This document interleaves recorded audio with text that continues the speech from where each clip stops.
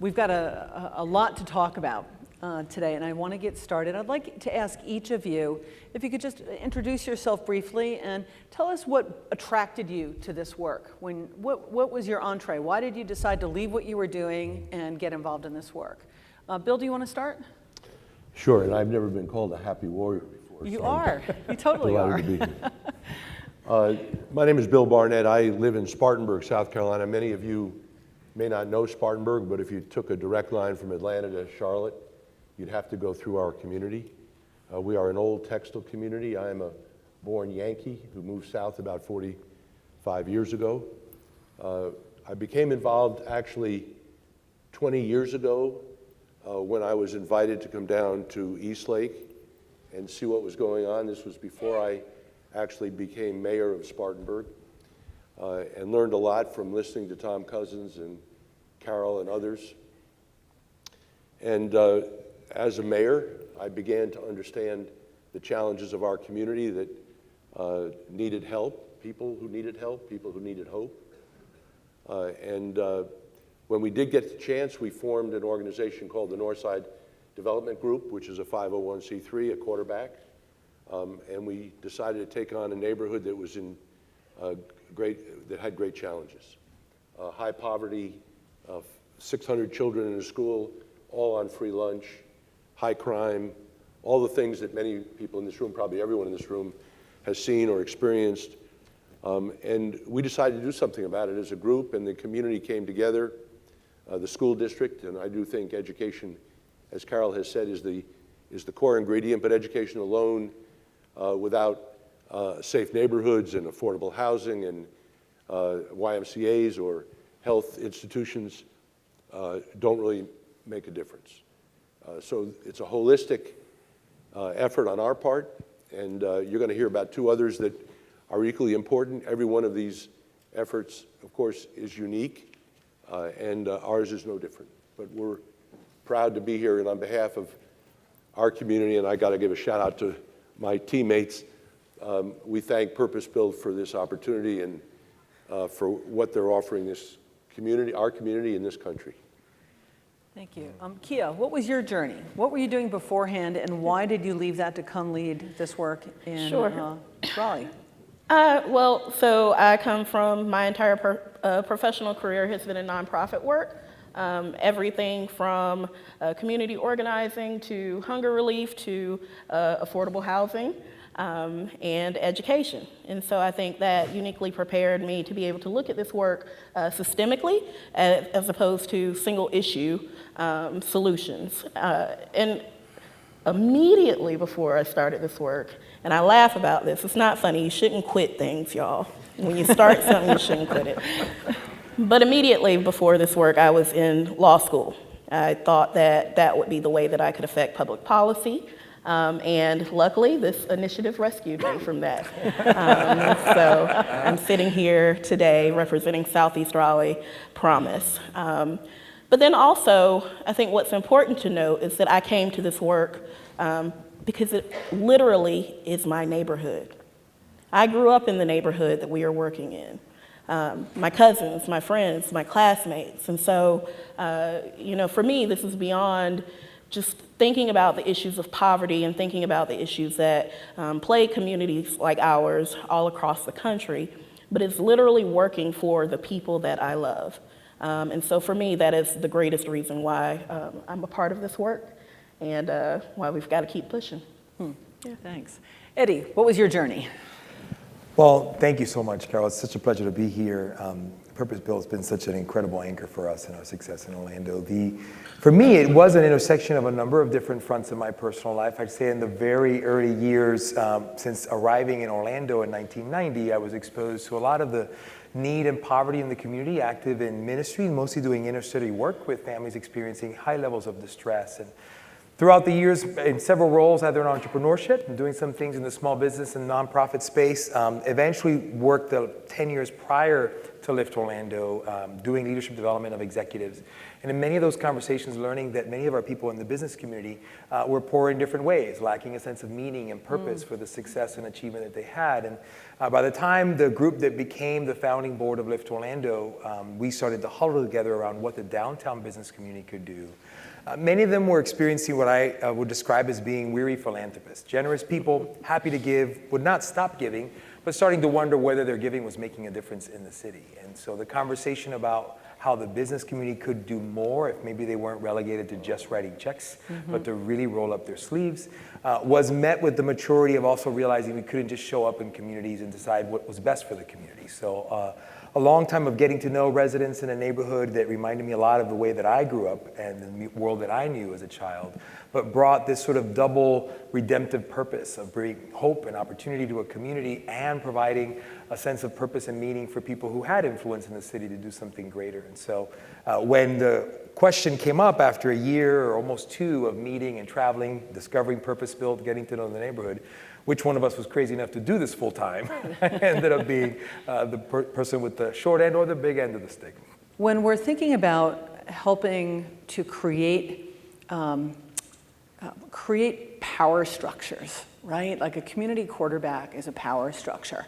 Melding power with the neighborhood and with a broader community isn't always easy. I'd love to hear your thoughts on what has worked, what maybe hasn't worked as well as you had hoped, and any advice you might have for our folks in the audience. I've always told people that have asked that you move at the speed of trust. So I think this is tough work. Anybody in the audience who, we've been at it for 8 or 9 years. We've raised about 15 million private dollars, have about $70 million of projects, and every one of them has a story and a complexity to it that's really quite remarkable. So the first thing that I would suggest to folks is that they understand the neighborhood with whom they're trying to work. So we did something I think that was right. Early on, we reached out to the neighborhood, created a group of people who called themselves the Voyagers.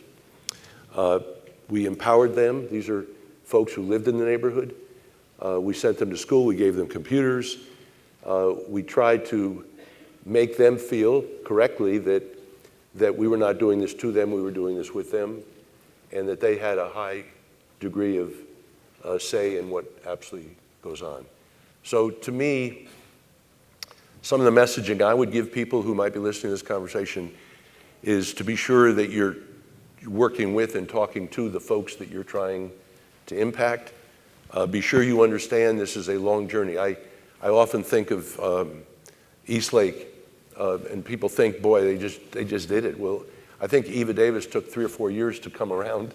It was mentioned in the film, and it takes time for people to believe that you can bring, as Eddie says, the resources into play, but not have them dominate the process. We are in our 8th or 9th year. People often ask, when is the job done? I think in urban life, in all life, the job is never done. But we're learning a lot. We're learning a lot because we learn from the folks who are on the team.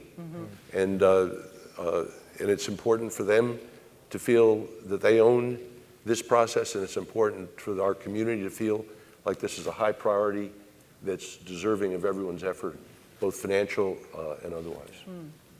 Kia, you came from a different perspective as somebody who grew up in the neighborhood.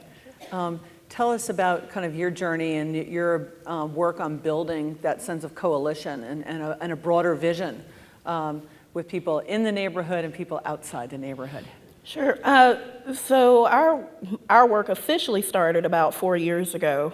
However, it really started probably about 8 or 9 years ago with several community stakeholders, philanthropists, residents, volunteers in the community, really coming together to think about what sorts of solutions were possible. And I think that early level engagement before you ever start turning the levers is really important. Making sure that people are really bought in to one, do we want our community to change? Perhaps people might be satisfied with their neighborhood just the way it is, and we should respect that. And then two, in what ways do we want our community to change?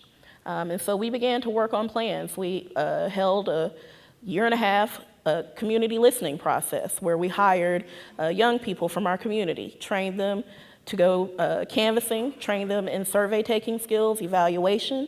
They were part of the entire evaluation team for collecting that community data, but they had conversations with their neighbors. They had conversations with small business owners, and we used that to compile, our plan of action for the next couple of years. And so that has really been kind of the directive for us and how we made that happen. And 4 years in now, we just at the end of August, we have a brand new pre-K through 5 elementary school with Wake County Public Schools, and that has been an incredible partnership. We have a brand new YMCA facility. The YMCA of the Triangle has been an incredible partner throughout this.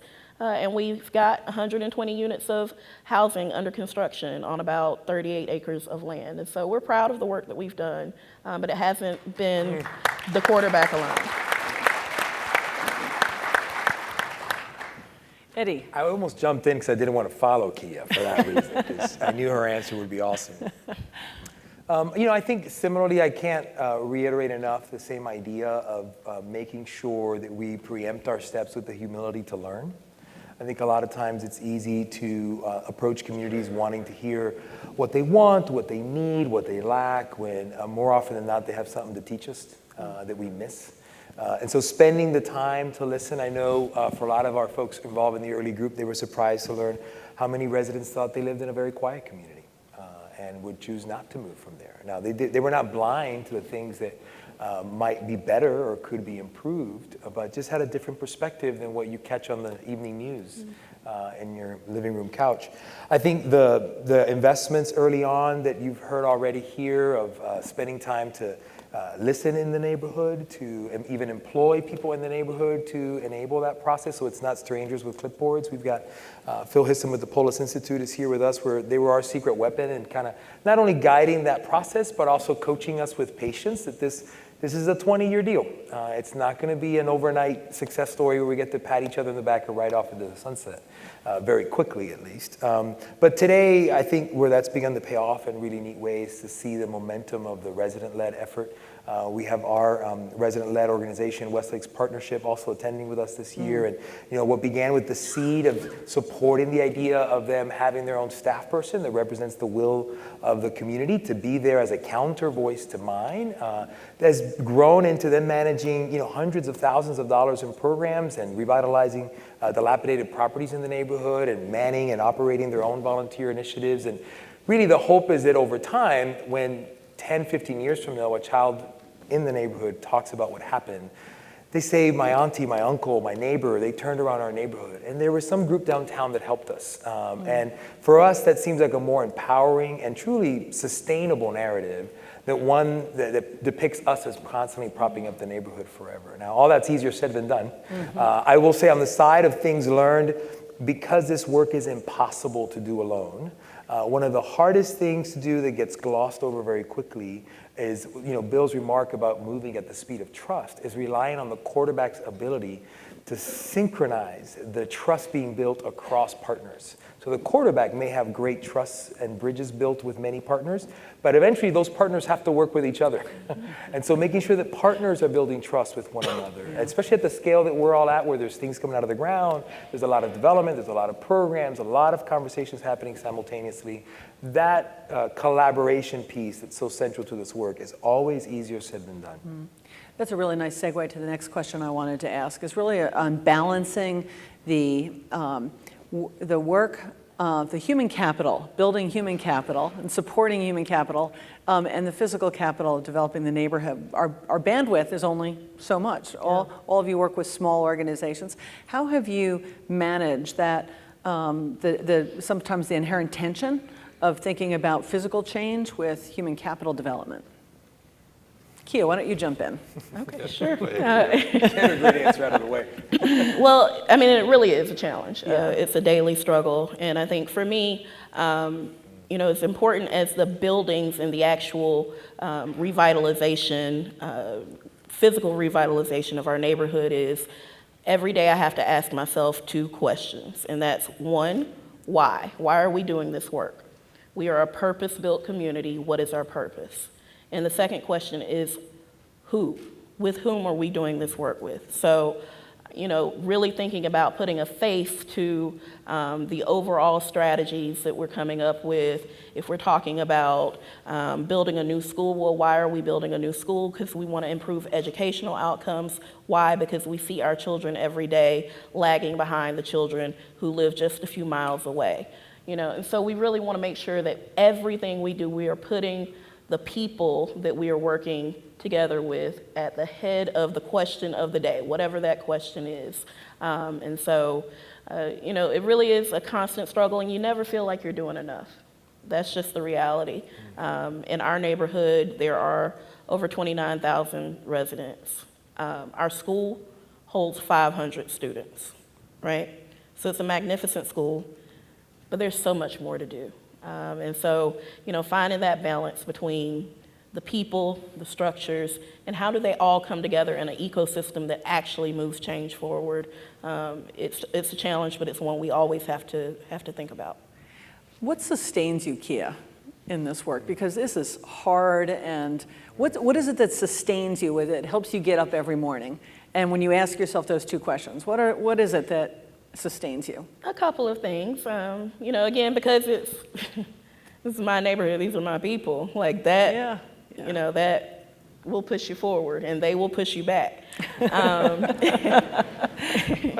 But then also, just having a really awesome staff. There are 3 of us full time at this point, and I hope they're in the room. I hope so. There they are. Hi, y'all. And they work so hard, and to see people who are willing to invest. I know why I do it, but they don't have to do that, and they work so hard, and that really sustains me and helps me keep going. Yeah. Eddie, the first question I found is, as a real estate lawyer who came to this work, that there was a safety almost in thinking about the buildings and that stuff, because there was a clear process there. As complicated as that might be, the people stuff more important and harder. How do you balance those 2 things in your world? And for us, it was real important to try to clarify that very early. You can imagine myself showing up in a neighborhood saying I was here representing the business community and we want to help. It's right. More highly suspect introduction than that there might not be. And it also collided with the impetus of our local football stadium getting public dollars to be reinvested. And so, now suddenly we want to fix this area. So is it really because we want to make the area pretty, or do we really want to invest in people's futures? And so the language of investing in an outcome that was one that the neighborhood would also champion really led to putting really quantifying what that meant, and not just the pretty words of hope and opportunity, but what does it look like for the neighborhood to experience upward mobility? In the same year we had tracked it over the prior decade. Household incomes for the immediate city had increased for about $10,000 annual income per household in the city of Orlando. That same period of time had gone down $5,000 in the lowest income neighborhood in the county. And so that disparity is why people describe 2 different Americas today. And so we today summarize what we do as, if you consider disinvestment as the historic effect that's created this reality, by investing in people, investing in place, and investing in partnerships. And we say people first because we want to see the individuals in the community grow financially and in every other way that increases opportunity for the next generation. So what is it that sustains you every day when this is hard and complicated and the pathway forward isn't crystal clear?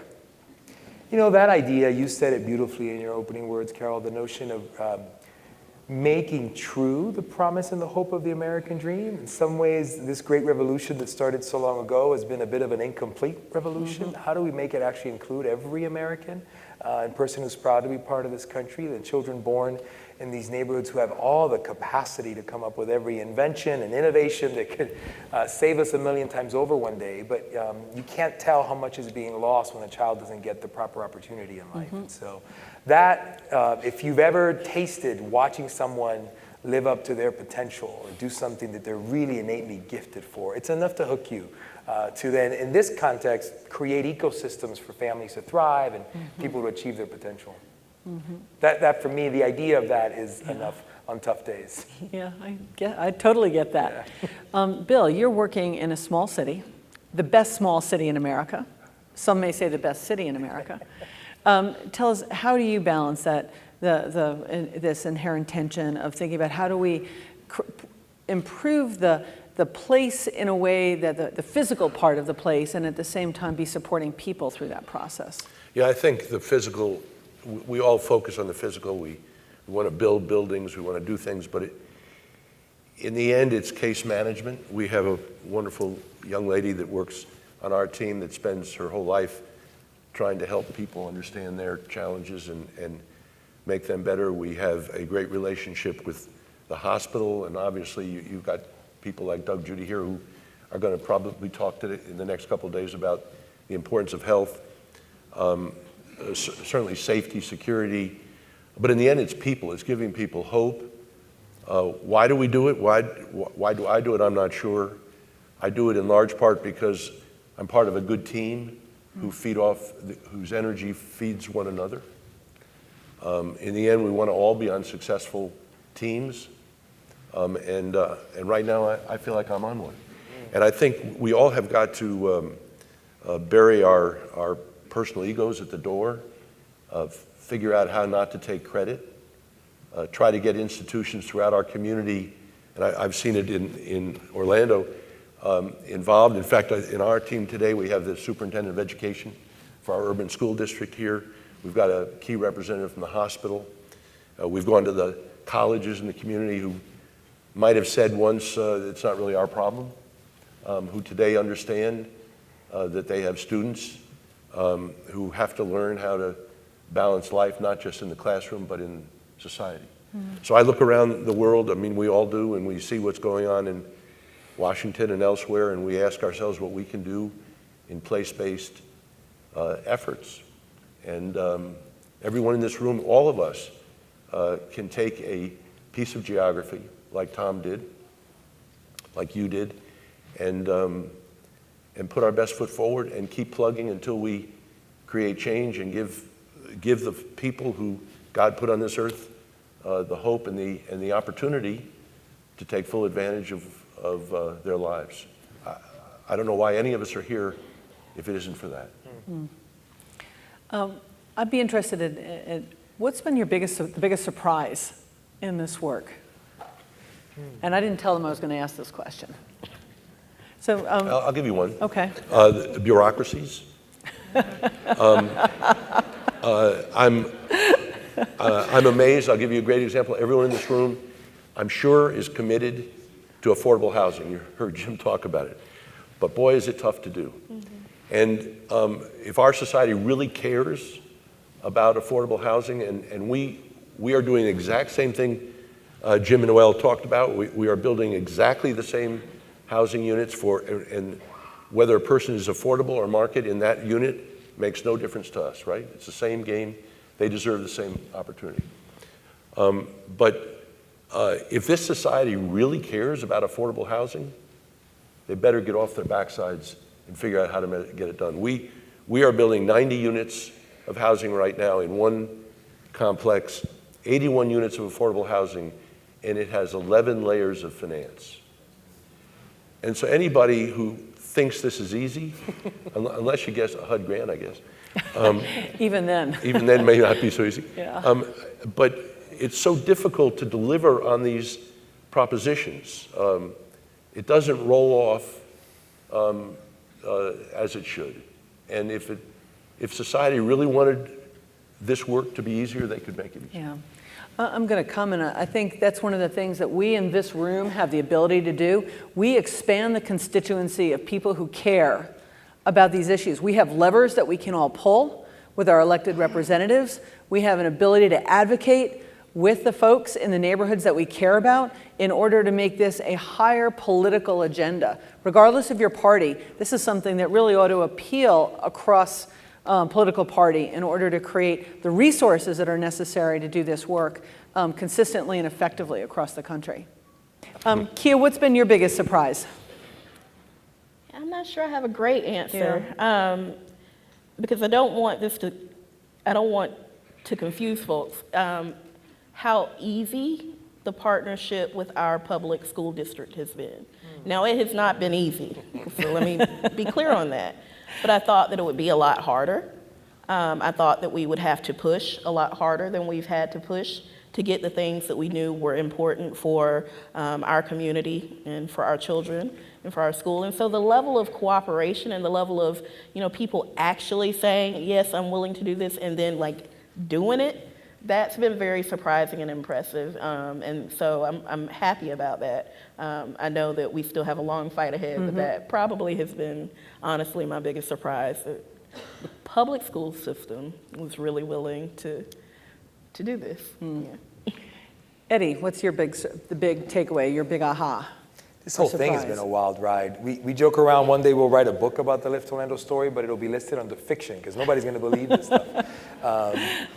So many things, I will say. I mean, I'm so grateful for the people that have made up this entire team. We have both staff members and board members here with us, and most days you can't tell the difference between the two, just the level of engagement and commitment. One of our hospital presidents is here, and they've been just partners in ways none of us imagined in the beginning that our healthcare system would be such a big stakeholder in what we do. The community itself, I think, we knew we had to enter the community with an asset-based approach to look for the strengths and the assets that were there. Absolutely has far exceeded our expectations. In 5 years, the momentum that has occurred. But maybe if I were to summarize something that I think I hoped for but has exceeded my expectations as well, we started with really kind of a faith-based motivation to seek justice in the city, right? That something just seemed wrong to not seek the best for those who might be in a disadvantaged position in the city. And the hope and faith that we could strive to do something that may seem impossible and maybe get a different result than what most people expect was something we took as a source of hubris for things that had we known better or had any idea how difficult they were going to be, to Bill's point, maybe would not have started.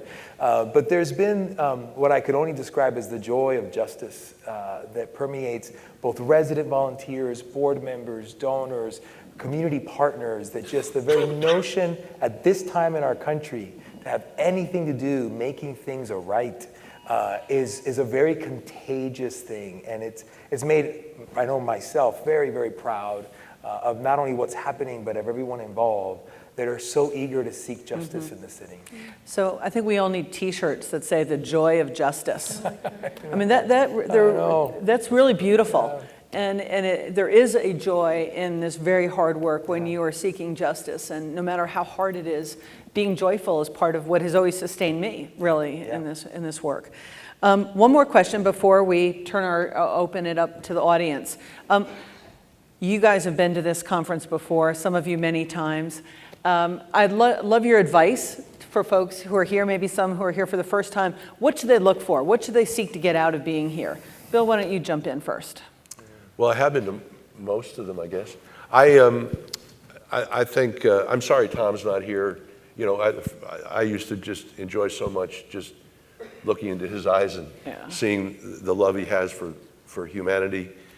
I think meeting people, making connections, both connections of organizations and place-based opportunities in other communities, and how the things they are doing well and the things they're not doing well. I learn as much from what our failures are than I might from some of our successes. And so I think it's connectivity, learning amongst ourselves, connecting to some of the organizations that you can meet, LIF, and some of these other folks that are here that are supportive. I don't know how many of you know new market tax credits and some of the mechanics of trying to work all these things out, but it's a great opportunity to learn. And so if you're sitting there and you're leery of going up to somebody, introducing yourself, or giving somebody your card, I would suggest that that's the value of being here for 48 hours is making those connections. I have learned a lot in that regard. I think I do think everyone here should stop and thank a member of the purpose-built team at some point for making this a possibility, and certainly to